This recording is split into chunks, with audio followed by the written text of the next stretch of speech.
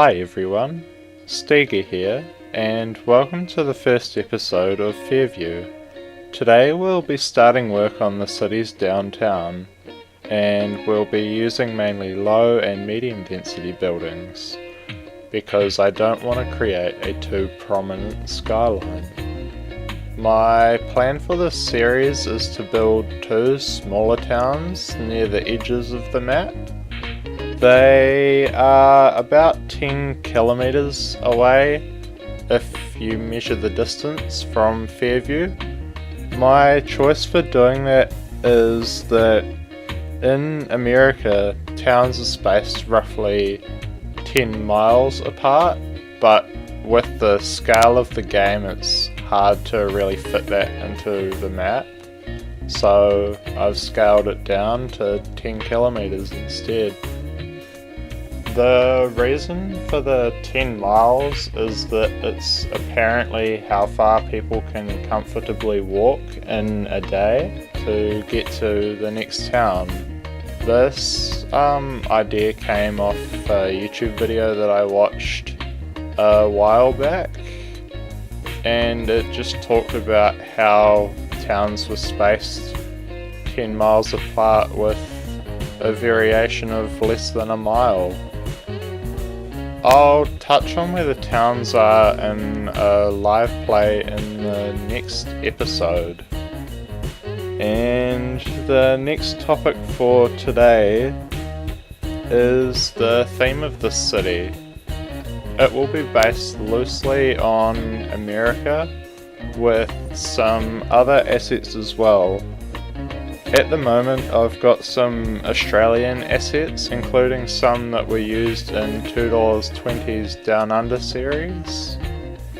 From this you might be able to tell that I don't want to create a completely American city and plan to do my own thing a bit, and hopefully you like it.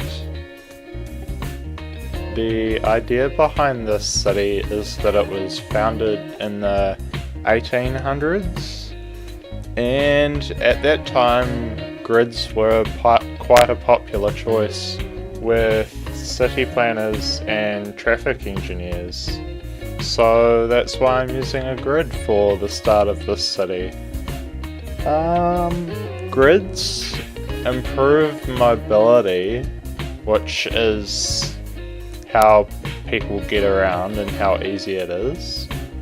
This is really good for pedestrian movement because they can get between the shops easily and spend money.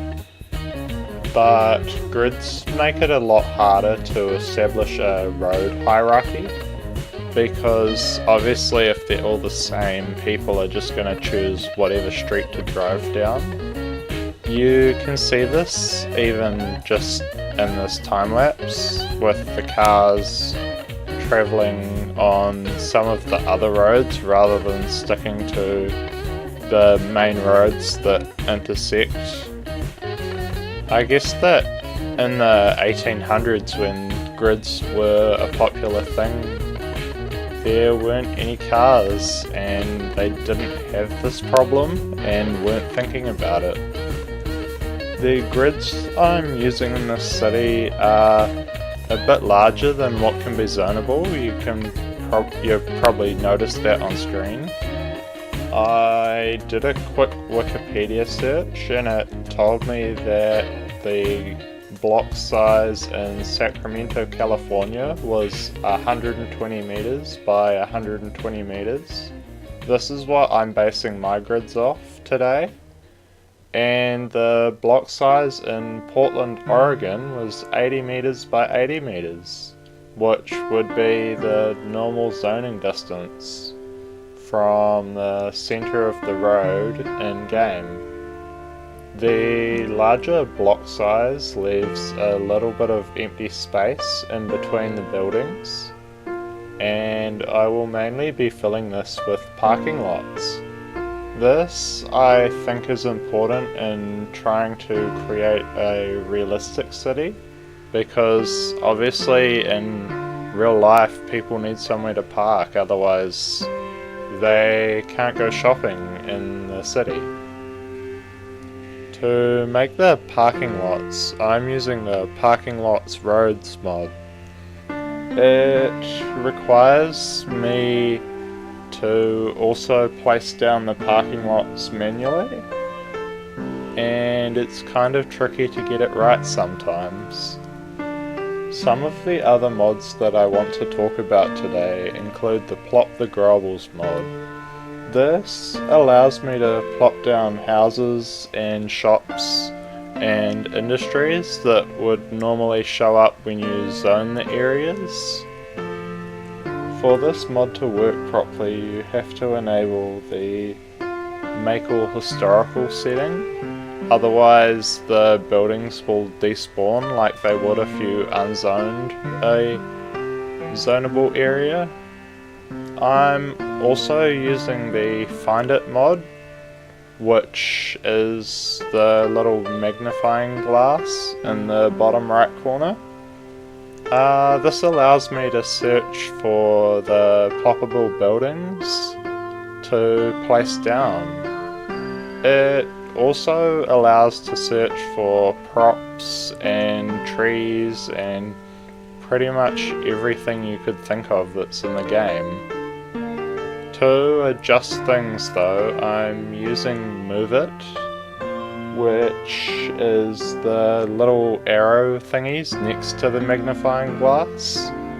This just allows me to shift buildings around as I'm trying to build out my city, and I can then also tweak things if I don't think they're quite right.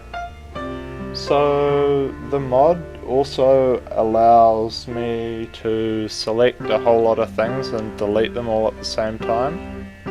You can filter out, like, if you want to delete trees and things, or whole buildings without deleting the roads around them. And you can also align the heights of buildings or roads or anything else to each other. So if you've got two buildings that are the same height but on a slope, you can get them to sit nicely and not look all out of place.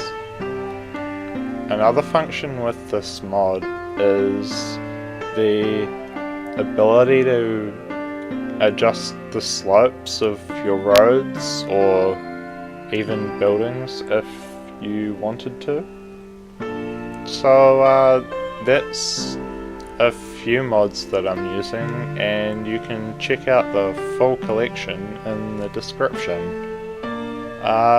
If you're interested in getting the save game though, you can head over to Patreon, and if you become a patron, you'll get access to the save games and a few other things that I will be posting, which I haven't decided on yet.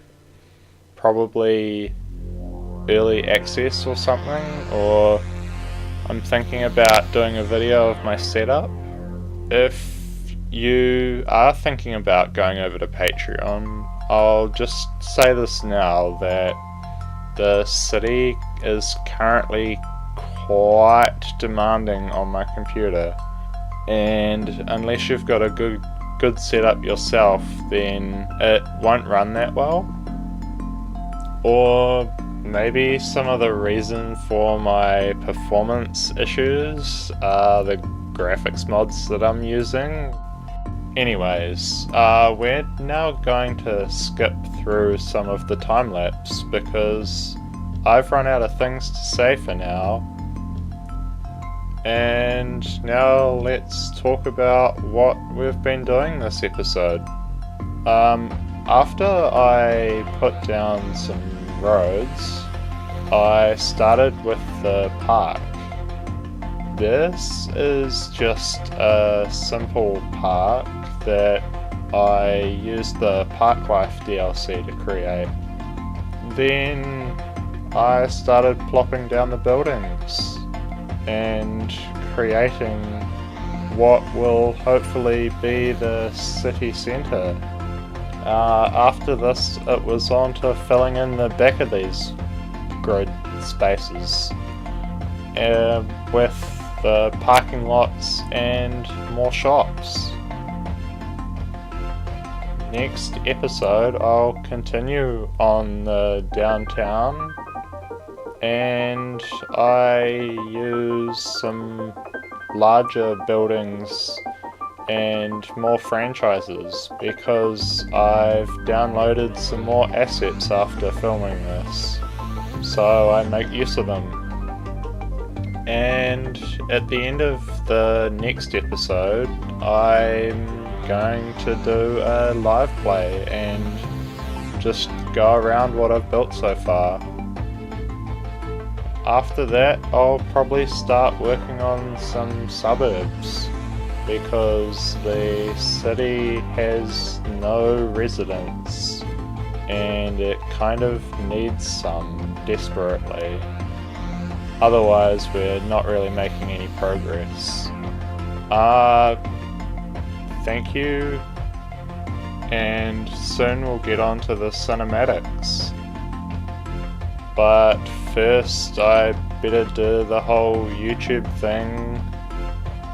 If you enjoyed the video, please give it a like, and maybe a bit more enthusiasm next time. For now, please subscribe and hit the notification bell. Enjoy the cinematics. I'll see you next week.